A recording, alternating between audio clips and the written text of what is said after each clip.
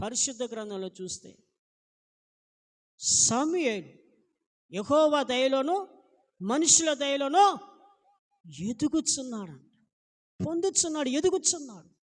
ఈరోజు నీవు దేవుని దయలోను దేవుని దీవెనలోను మనుషుల దయలోను మనుషుల దీవెనలో ఎదగాలి.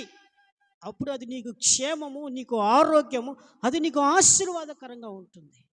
ఈ రోజులో ఎందుకంటే ఈ రోజులో వడ్డీలు వ్యాపారం చేసే వాళ్ళలో చాలామందిలో షుగర్లు వచ్చేస్తున్నాయి. చాలామంది రోగాలు వ్యాధులతో బాధపడుతున్నారు. ఎందుకంటే వాళ్ళు కట్టలేక వాళ్ళు నోట్లో పడిగిన ఆ మాటలు సనుగుళ్ళు గొనుకుళ్ళే వారికి శాపంగా మారి వారికి అనారోగ్యాలు పాలై కుటుంబంలో నెమ్మది లేదు, సమాధానం లేదు. అలా వడ్డీల వ్యాపారం తీసుకొని షుగర్ వ్యాధి రోగాలు వచ్చి తక్కువ సంవత్సరంలోనే చచ్చిపోయాడు. దేవుని బిడ్డ, దేవుడి నిన్ను అంగీకరించి నీకు నీ కుటుంబస్తులకు రక్షణ, దీవెన, ఆశీర్వాదం కలుగు చేయాలంటే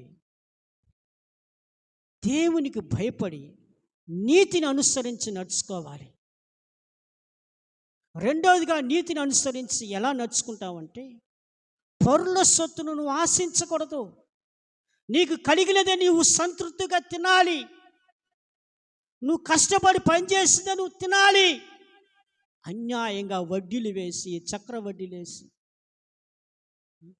పేదవాడి ఉసురు పోసుకొని నువ్వు వారి నోట్లో వచ్చే శాపవచనాలు నీ మీద పలుకుతూ ఉంటే, వారు దుఃఖపడుతూ వేదన పడుతూ వారు ఉంటే అది నీకు ఆశీర్వాదకరంగా రాదని పరిశుద్ధ గ్రంథం తెలియజేస్తుంది.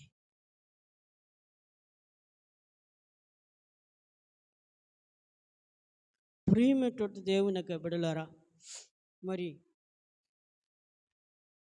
ఈరోజు దేవుడు తన దాసు ద్వారా మాట్లాడుతున్నాడు. నీవు దేవునికి భయపడి నీతిగా జీవించాలి, నీతిగా నడుచుకోవాలి, నీతిమంతురాలుగా నడుచుకోవాలి. అదేంటంటే పరుల సొత్తు నువ్వు ఆశించకూడదు.